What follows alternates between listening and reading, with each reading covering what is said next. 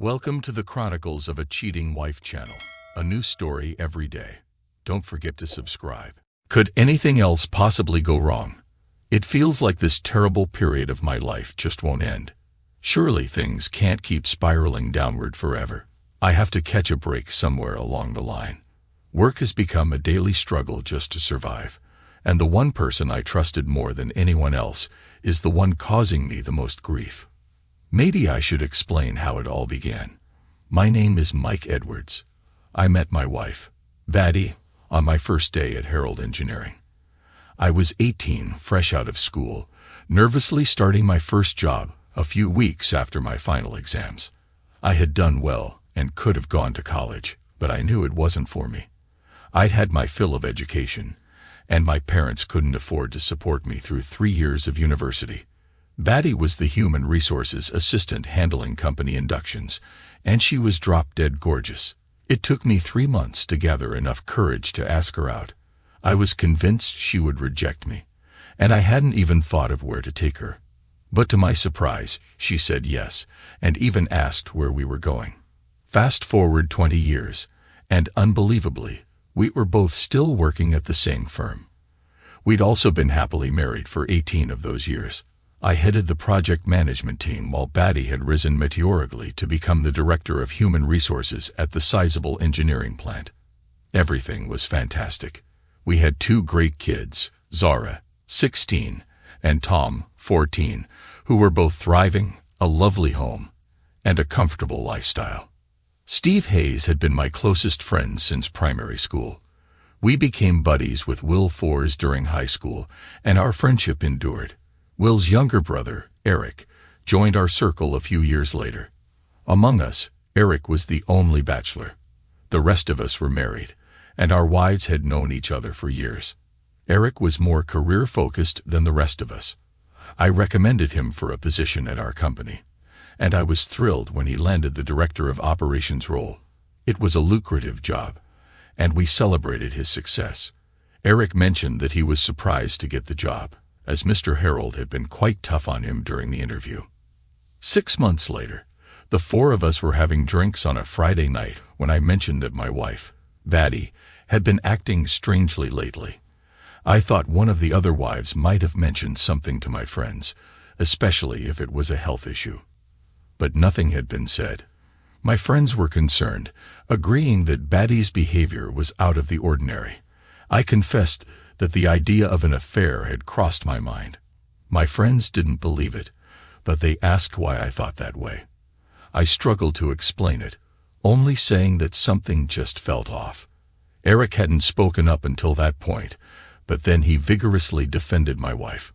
He said he worked with Vattie, and there was no way she would even consider looking at another guy. Furthermore, he insisted I was foolish for ever thinking she would. I found it odd, almost like a rant, how vehemently Eric defended her. Glancing around, I could see I wasn't the only one taken aback. I recalled his flirtatious behavior with Vattie, the jokes, the subtle touches, plus those business trips they'd taken together since working at the firm. I stared at him, trying to piece things together. He didn't react, but guilt started to show in his eyes, and he became visibly agitated. Will, who knew Eric better than anyone, sensed it too. Looking at his younger brother, Will said, "Please tell me you're not that stupid." Almost simultaneously, I almost shouted, "So when did you start sleeping with my wife?" We both stood. I lunged towards him, but Steve and Will managed to keep us apart. Will took his brother outside and warned him to back off. "But I'm your brother," Eric protested. "I mean it. Back off before I take matters into my own hands. You're a stupid, arrogant asshole." Steve and Will tried to calm me down, suggesting it might not be as bad as I thought, and that I should talk to Vattie to get the truth. Reluctantly, I agreed and headed home. When I got there, Vattie was sitting at the kitchen table, tears streaming down her face. "I guess Eric called to warn you then. Is it true?" Vattie didn't deny it, but she downplayed it, saying it wasn't an affair. Supposedly they messed around during a business trip, but my investigation revealed that messing around equates to cheating. She swore it was a one-time, alcohol-fueled mistake. But I wasn't convinced. I'll admit, my reaction was harsh. Whether it happened once or 100 times, cheating is cheating, and I felt completely blindsided. Batty couldn't explain her actions, and her apologies felt hollow. In the months that followed, we separated and headed for divorce. It was bad enough. But things got worse when I found out Batty was seeing Eric again. That pretty much confirmed my suspicion that there was more to it than just a one-time mistake. The pints with Steve and Will stopped. It was awkward since their wives were friends with Batty. They did ask to hang out, but I wasn't in the mood for company, and I had little money to spare. I also assumed they'd be socializing as a group, especially with Eric being Will's brother. Losing your wife to one of your best friends was a miserable experience. It felt like I had lost my entire life. Batty won custody of our 2 kids and kept our house. I knew Eric spent time there, yet I was still paying for half of the mortgage plus child support. All I could afford was a tiny flat in a rundown part of town. This didn't help with the kids. They weren't too keen to stay over and wanted to spend time with their friends who all lived near our old house. Initially, I took them out for days, spending any spare cash I had on trips, which we had all loved and done regularly since they were little. But then the conflict started. They were going on a city break with Batty and Eric, then a school trip away, then staying over with friends. It seemed like there was always an excuse. In the past 2 months, I barely saw them, and I really missed them. If it weren't for their sports activities, I might have lost touch completely. I used to always be involved in their sports events and coached them both in football. Batty never showed up, preferring to take some me time, but now both she and Eric attended everything. At halftime during Zora's football match, I asked Batty why she was there. She got defensive, saying, "They are my kids. You never bothered before." Well, I thought it would be good for the kids to see our support for them, especially through our breakup. As long as you're doing it for them, and not for yourself, or to prove a point, you wouldn't be so shallow as to flaunt your new boyfriend in front of me. Don't be ridiculous. We're done, and I have no interest in you anymore. As she said that, she nestled into Eric's arm. I walked away, biting my lip yet again. Work felt like pure torture.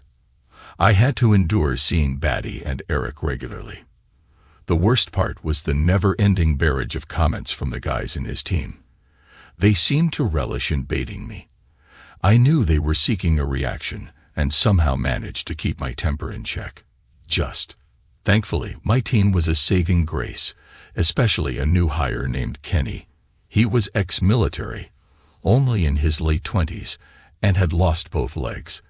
He didn't delve into what had happened, so I didn't ask. Depending on his level of pain, he either used artificial legs or shortened versions he called stubbies. He was reserved and quiet, mostly keeping to himself. But when it came to logistics, he was a master, retaining vast amounts of information and responding to complex changes with ease. One day, to my surprise, he quietly asked why I was putting up with so much nonsense.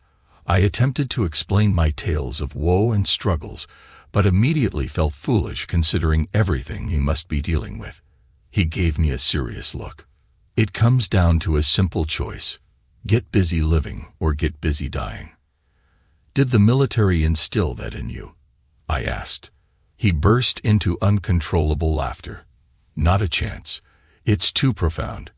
It's a quote I ripped off from the film Shawshank Redemption. The British infantry version would be, "Just get on with it, you wanker." I joined in his laughter, realizing it had been months since I'd had a good laugh. I glimpsed a glimmer of hope when Maggie, an accountant at the firm, asked me out. Dating hadn't crossed my mind, so her invitation caught me off guard. I'd known Maggie for years. She was divorced but a truly lovely person. We went on a few dates before Batty caught wind of it. There were rumors that Batty had been belittling her, even calling her names, but I never had any proof. When Maggie came over to meet my kids, they behaved horribly.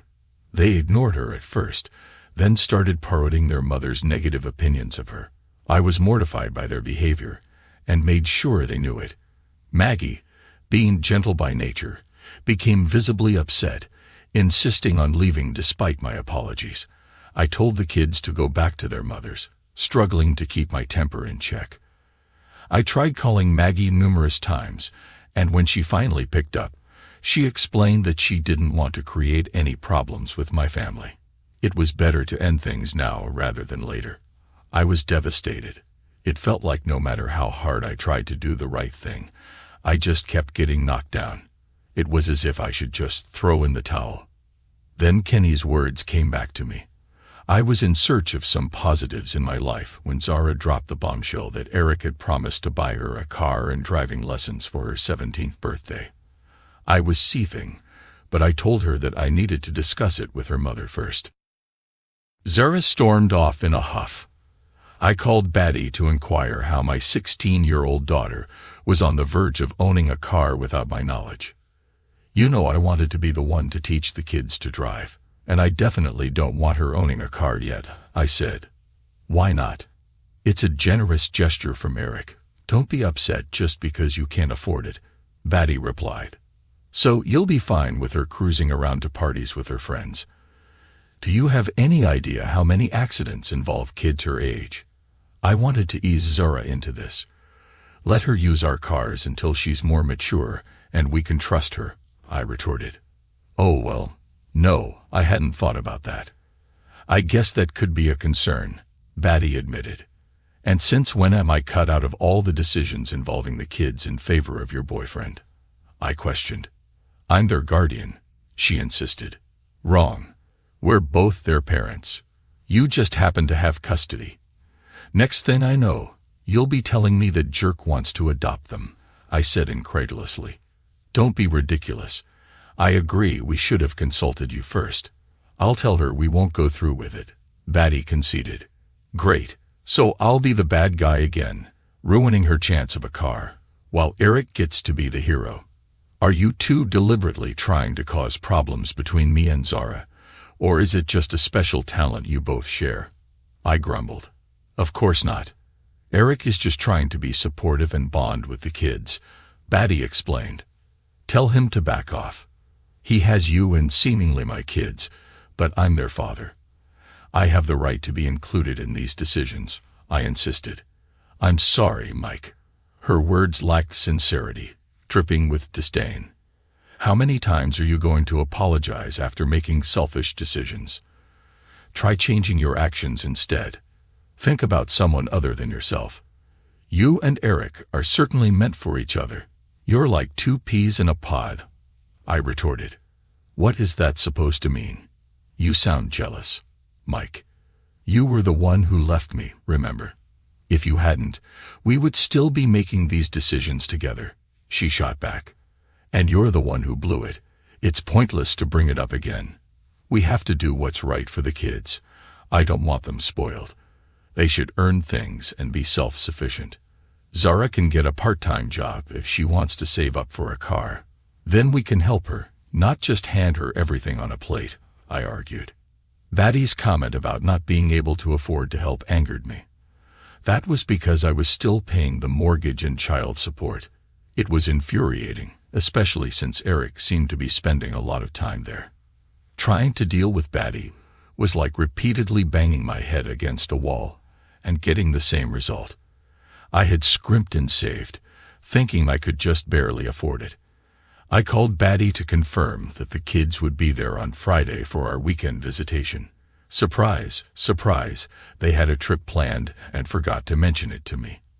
I had to put my foot down and mention the family court before she finally agreed I could come over on Friday to see them before they left Saturday afternoon. Standing in our familiar kitchen, memories flooded back. The kids were at the table, Batty at the counter, just like old times. I brought up the idea of a holiday, the one we had dreamed of for years, a European road trip in the summer. Tom was keen on Via Ferrata climbs and adventure sports in the Alps. It wouldn't be cheap, but I was willing to spend all I had and even borrow more. The kids were excited, discussing the places we could visit. Finally, a positive response, just as I had hoped for. I noticed Batty looking pensive. That was supposed to be our family holiday, Mike. We planned it together. Well, we can't do it together now. And it's probably our last chance before Zara starts vacationing with friends, I replied. Just then, Eric sauntered into the kitchen like he owned the place. Tom eagerly shared our plans with him. Eric nodded approvingly. Sounds great, he said. Then he added, I guess we'll do our holiday another time. All three of them turned to him simultaneously, asking, What holiday? I was thinking of a summer-long trip across the United States, Eric explained. You guys can pick the route, but it could include Disney, then hopping over to the West Coast, hitting Leh, and driving the Pacific Coast Highway. Zara interjected excitedly. Oh my God, that sounds like an amazing trip. Could we add New York to it? Tom replied, Don't see why not. We could stop there for a few days on the way back to Blighty to break up the flights.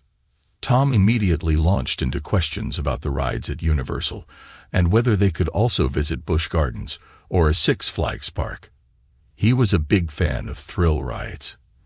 In that moment, I couldn't have hated anyone more. He knew he had me. I could hardly insist on a lesser trip when they were so thrilled. I stood up and quietly walked out of the kitchen, doubting anyone even noticed me leaving. As I reached my car door, Batty caught up with me. I'm sorry about your trip, she said. Answer me honestly, Batty. Is this the first you've heard of this holiday? Well, yes, I don't think Eric had the chance to tell us about it. I'm sorry it conflicts with your plans. Come on, Batty, you're not that knave. He just made it up on the spot, and I can bet nothing is booked. He's taking my kids away from me, and you're aiding him. What did I do to deserve this? I'm sure it's just an innocent mistake. I've had enough. You keep apologizing and then repeat the same actions, so here's what's going to happen. Tell your boyfriend this. The next time I face any issues with access to my children or being excluded from parenting decisions, I'll take it up with him directly. Are you threatening us, Mike? Talking to you is like talking to a wall. So yeah, I'm trying a different approach and we'll deal with the consequences. You wouldn't harm us. Maybe not you, though you deserve it, but he's due some payback. You and he should think carefully before putting someone in a position with nothing to lose, and that's exactly where you've put me. I glanced up to see Eric standing at the door. I half expected him to attack me, considering he was bigger, but he just scurried back inside the house. I noticed the disappointment on Batty's face, although she quickly masked it. You see, a real man doesn't resort to threats of violence. No, it seems he just runs away. I took a breath, turning to Batty. Are you trying to gain their favor and push me away? They're my kids, not his. I like to think I'm a good dad. You should want me involved instead of playing these pathetic games. Batty seemed at a loss for words. It's not. You err. This shouldn't be a competition. But let's be honest. You've won. I've lost.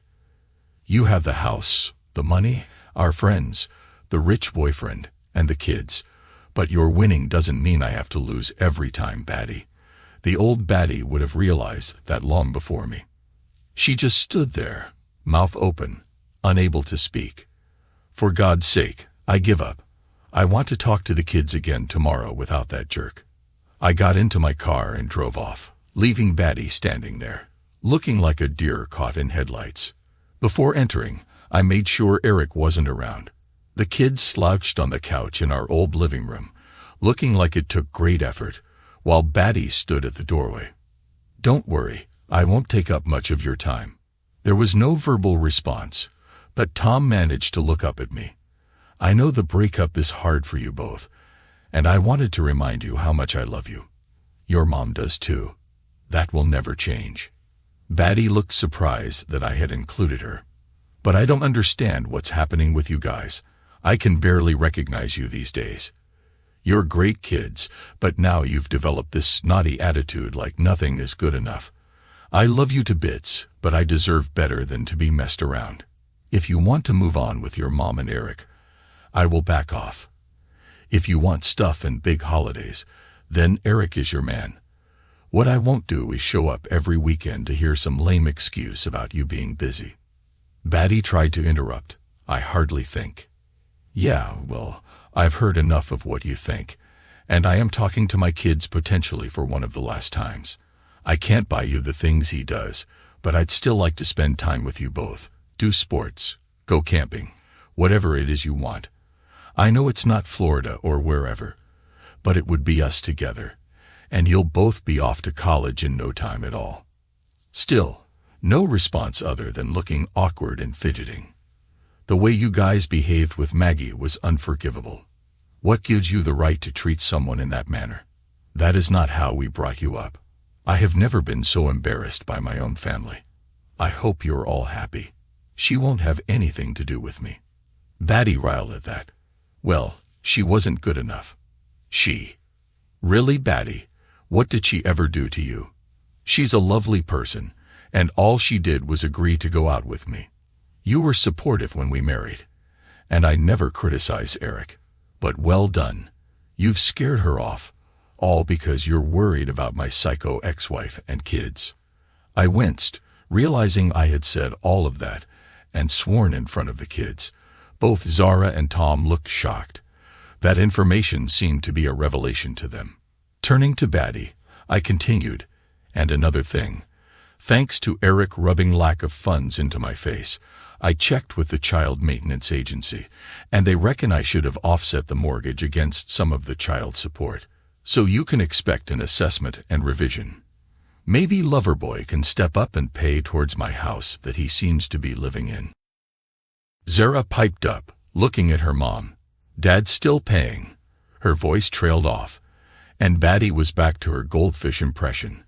The kids didn't look much brighter. It didn't seem like I was going to get a response out of any of them.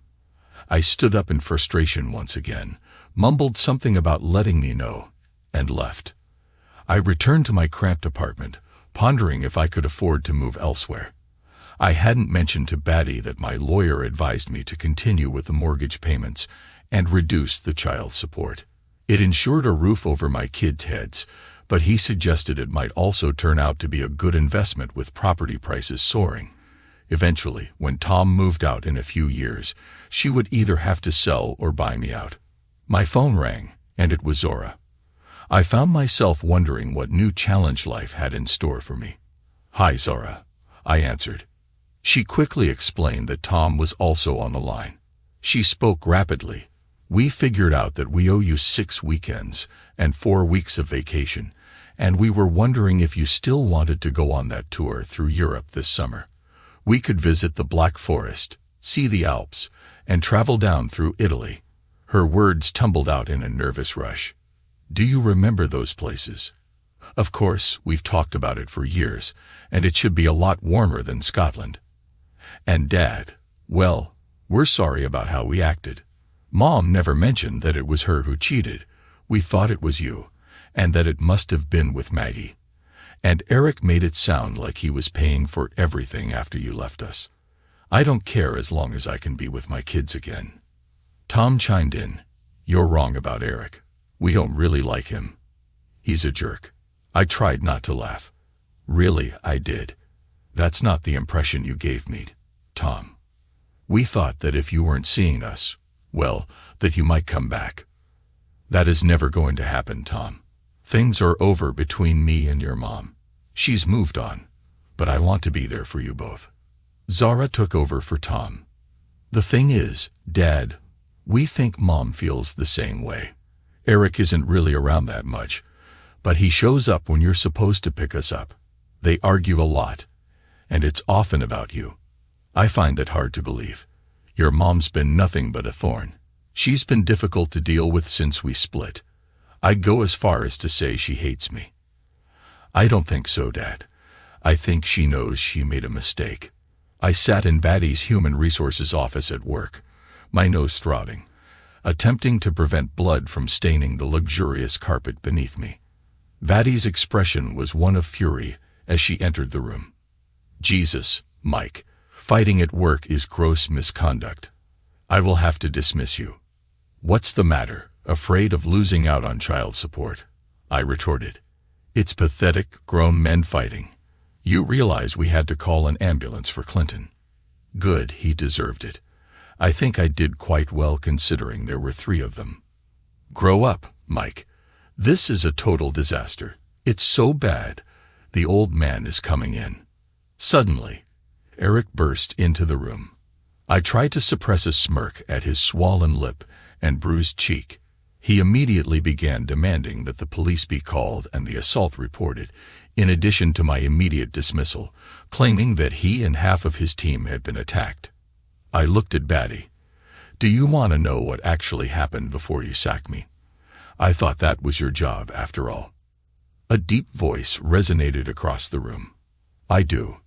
I turned to see Old Man Harold, the chairman and founder of Harold Engineering. He rarely visited the factory these days, but still exuded an imposing presence and reputation. Strangely, Kenny was standing next to him. Eric launched into an explanation. "It was an unprovoked attack in the canteen against me and 2 of my team." An unprovoked attack by 1 man taking on 3 seems a bit odd, don't you think? "Is that what happened, Mike?" Harold inquired. "Well, I probably swung first, but seeing as I was outnumbered, I wasn't going to wait around," I confessed. I thought I saw Harold stifling a smile. Batty interjected. "We will have no option but to dismiss you and call the police, Mike. You had already threatened Eric. I heard it myself. Nothing somebody says can justify an assault." "Shouldn't you ask what provoked it?" I interjected. "I presume it's jealousy over mine and Eric's relationship," Batty replied. "No, it's been months of harassment by him and the guys from his department," Eric exclaimed, almost hyperventilating. "That's total rubbish and just a pathetic excuse," Eric retorted. Kenny spoke up then. "I can confirm everything Mike said is true." Eric looked at him with disdain. "Who the hell are you? If you know what's good for you, you'll keep your nose out of other people's business." Harold intervened. "Kenny is my grandson, and I believe him all day long over someone like you." I got over my surprise and produced my phone, skipping back and pressing play. "Hey, Cucky, our boss was late in this morning. He was probably giving your missus a good scene too." The recording played out. Everyone in the room shifted uncomfortably. I caught the look Batty gave Flores. I flipped through the notes again. "You know she slept with him for months before you 2 broke up, right? Did you know that? Are you one of those people who likes to see your wife openly cheating?" Batty's face turned crimson, while Flores shouted, "This is total bullshit." I skipped back again. The next voice was Flores. "It's a shame you were late for work all those times, Mike, and you didn't get the manager's role." I looked at Batty. "Have you ever known me to be late for work, ever in all the time we've been here?" He blocked it and told me so, told me to move away, as it would happen every time. I switched to the recording from the dining room. It was Clinton Morgan's voice. "Eric said she's great at what she does, and really likes it. Once he gets her up to speed, we'll have a little party with all the guys. Maybe we can even get that cute little girl of yours involved." The sound of scuffling and the fight followed before the recording cut off. It was the last comment I reacted to. "You're still the mother of my kids," and the mention of Zara. Batty glared at Flores, who shifted uncomfortably. I didn't know that idiot Clinton was going to say that. He was just trying to wind him up.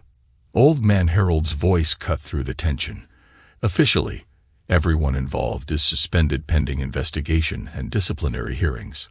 Unofficially, Turner, get out of my building and take your buddies with you. Anyone calling the police will never work in the industry again. You're on borrowed time anyway. Worst appointment I ever made. Don't even think about contacting me. You'll regret it." He nodded at a security guard outside the door, who promptly came in and escorted Flores away. Turning to me, Harold said, "In light of everything, I'd say you handled it well, but you should have come to me. Go home, Mike, get cleaned up. Batty, we need to talk. I can't believe this type of behavior has gone unnoticed. Even ignoring your role in things as HR director, you should have been aware of what was happening." Tears streamed down Batty's cheeks. "You do know it's not true, Mike. It wasn't months. It was once, and I regretted it as soon as it happened." I walked out with Kenny and thanked him for both the backup and the advice, offering to buy him a pint or many. "I'd love to, but I have to travel for a regiment thing on Sunday. I usually just take myself off into the hills for some peace, but they've roped me in for something official. No trouble next time, though." "And what's that about the old man being your granddad?" I didn't like to broadcast it or take advantage. I was going to mention your troubles to him, but I figured you needed to find your own solution, and then I'd help. After all, he today that sheds his blood with me shall be my brother. I started laughing. Now I know that one is an old army quote, if you count Shakespeare and Henry V. Kenny chuckled. "That's the one, Band of Brothers. They used it in officer training. It was a bit highbrow for the rest of us." Batty arrived at my flat that night, and though I let her in reluctantly, I couldn't help but inquire about Harold. He confirmed Eric's involvement, along with the other two in the fight. "They're all being dismissed. Others in the team admitted to your harassment and claimed Eric put them up to it. I received a reprimand and a final written warning.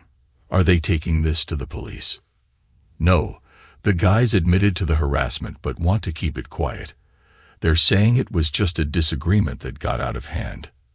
"Did you talk to Flores? Ask him why." "He wanted you gone because he thought I still had feelings for you. He admitted the conversations were meant to push you to snap and get you fired, but you never took the bait. You just ignored them." "Is he out of his mind? You don't cheat, lie, and treat someone like crap if you love them. You've been treating me horribly for months. I'd go as far as to say you even enjoy seeing me in pain." Batty burst into tears. "None of this was supposed to happen. It was a mistake, and you weren't supposed to find out. You weren't supposed to leave me. Everything went wrong. I thought if you missed the kids and your life was miserable, you might give me another chance, but it didn't happen. Eric was just a tool to make you jealous. I don't have any real feelings for him. So you acted like a jerk because you wanted me back. Seriously. Take responsibility for your actions. Batty, you caused all of this. I don't recognize you anymore. The woman I married would never have done those things. She was kind and caring. Where did she go? I messed up when I realized you weren't coming back. After the divorce, I felt like I had to follow through. The kids, our friends, and my family wouldn't believe what I had done. Steve and Will refused to be in the same room as us. I haven't seen their wives or families in months. I had to prove I could make it work with him. Otherwise, I had thrown everything away for nothing. I had to prove I made the right decision, and that he was the better man. My life with Eric had to seem perfect, and the more I diminished you, the better my decisions would appear. I tried to make it seem like a love affair, but it was never that. He was arrogant and selfish, but by then, there was no going back. What a mess, and you got the kids involved in all this. I am so sorry. I needed to try to make things right, but I had no idea how. I didn't realize how badly it affected your relationship with them. Great, yet another apology. I've heard what you said. I will change my actions, so I don't need to keep apologizing. At least it's over with him. He's gone now. And I need you, and so do the kids. They're really angry with me. I thought maybe we could try again. I've never stopped loving you. I couldn't believe it. I was so certain she hated me. It gave me pause for thought, but not for long. There's no way back, Batty, not for me. The bond and trust we had are gone. I'm not trying to hurt you, just trying my best to cope and get my life back on track. I joined Steve and Will for a pint on Sunday morning, and they immediately laid into me for not returning their calls and texts. I tried to explain, but with our wives being close and Eric being Will's brother, it wasn't that simple. Will chuckled. He's no brother of mine. I haven't spoken to the guy since that night in the pub. Probably for the best, or I'd have knocked him out. Steve elaborated that the wives hadn't seen much of Batty at first, but they were in touch now, and she claimed to regret everything. She thought if she hadn't gone back to Eric, and had been more reasonable, we might have reconciled. I wasn't entirely convinced, but it felt good to reconnect with friends. As we delved into other topics, I glanced up at the TV and saw Kenny in his full Royal Fusiliers uniform, laying a wreath at the Cenote in front of royalty and dignitaries. He was adorned with medals, including the Victoria Cross. I turned up the volume to hear the commentary recounting how Kenny had earned the Victoria Cross, rescuing fellow soldiers under heavy fire and repeatedly risking his life before being knocked unconscious by a rocket-propelled grenade. The commentary detailed his struggles through recovery. I was stunned. I hadn't realized the extent of what Kenny and others had gone through. My own problems suddenly seemed insignificant. Life took a turn for the better once Batty, and I sorted things out. I started spending more time with the kids than before, catching up on their activities and games. Our custody arrangement became flexible, allowing them to stay with me whenever they wanted, and they always seemed happy to be around. The child maintenance service reduced my payments as suggested, which helped balance out the mortgage. At work, I earned a promotion and a hefty bonus, thanks to Harold's desire to avoid any legal trouble. With things settling down, I found myself rekindling old hobbies and planning trips. So you can imagine my surprise when Maggie showed up at my new place. We hadn't spoken in months, and I didn't think she knew where I lived. Welcoming her in with a mix of uncertainty and curiosity, I asked, "What brings you here, Maggie?" "I'm here on behalf of Zara and Tom," she explained. "They apologized and filled me in on everything. Zara mentioned you weren't seeing anyone. How did they even find you?" I wondered. "Batty probably gave them my number," Maggie replied. I spoke to her, and she confirmed what the kids said, acknowledging that we both needed to move on. "Things were getting surreal. It seems both your kids and your ex-wife think highly of you, Mike," Maggie said. "They think I'd be a fool not to go out with you." Sliced bread. That seems a bit exaggerated, don't you think? I chuckled. Maybe more like the best thing since the steam engine. Sorry, it's an engineering thing. I'd argue for the calculator or computers, Maggie quipped. After all, I'm an accountant, but I'd like to find out for myself. Mike. Yeah, I'd like that too, Maggie, I replied earnestly. And so we started dating again. Our relationship grew from friendship and companionship to passion and intimacy, the kind of things money can't buy. Where it will lead, only time will tell. But for now, things are going well. Was it luck that brought us back together? Perhaps, but I like to believe that by no longer playing the victim, I opened myself to better fortune. I stopped tolerating the nonsense others threw my way and relearned how to stand up for myself. So far, the results have been fantastic, but I'll never take it for granted. Life has a funny way of surprising you, when you least expect it. I hope Kenny's story is received with open hearts. With Remembrance Day approaching, thoughts turn to the significance of this day. It often feels like one of the rare instances where we truly honor our veterans.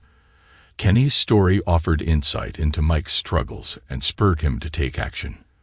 The Victoria Cross stands as the highest military honor for valor in the United Kingdom. Yet, in the last 50 years, only 6 Victoria Crosses have been awarded, with 4 of them given posthumously.